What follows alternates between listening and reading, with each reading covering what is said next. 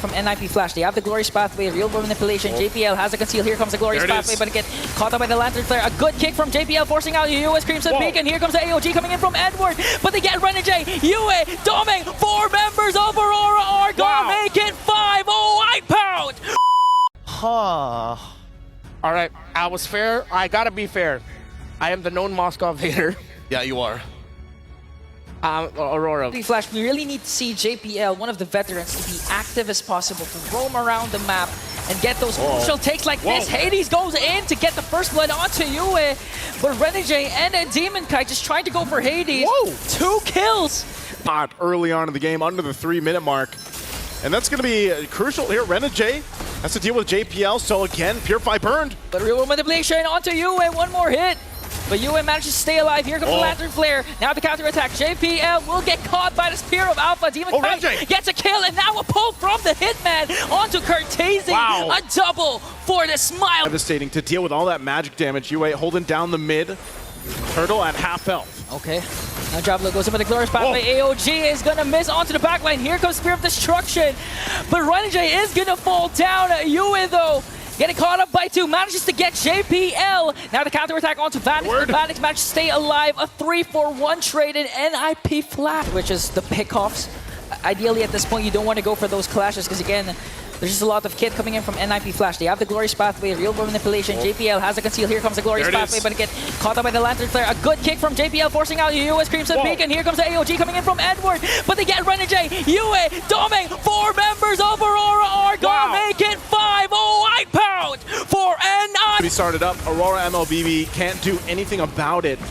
Divine Judgment combination, because the moment that they see it, Diablo for sure will cast that Glorious Pathway alongside the real world manipulation. But speaking of casting, he did it as well. Lord marching in the middle lane. Electrifying beats coming in from Hades, trying to zone out the members of Aurora MLBB, but Aurora will successfully defend that Doming has enough damage to provide, but they're still holding off these waves. They're still going to clear them out. Cortese got caught by the Lantern Flare. Here comes Edward with the AOG. Diablo pops his Revitalize.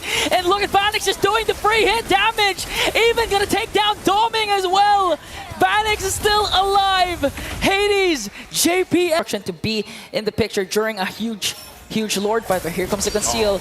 Diablo commits a Glorious Pathway. They're going right after Edward. JPL onto the backline, wants to go for Doming. Real world manipulation will be casted as well, but all of a sudden the Hitman is gone. JPL's immortality will be popped. That's a trade. Aurora is willing to take a roamer for a roamer.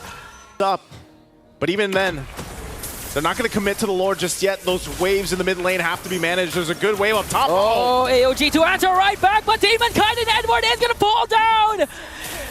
Doming and Renegade is left. And I think NIP Flash, they're not going to wait for the Lord anymore. They can actually get an inhibitor turret down bottom. Hades goes in once again. Spirit Destruction going to connect. Vanix going to bring down Doming.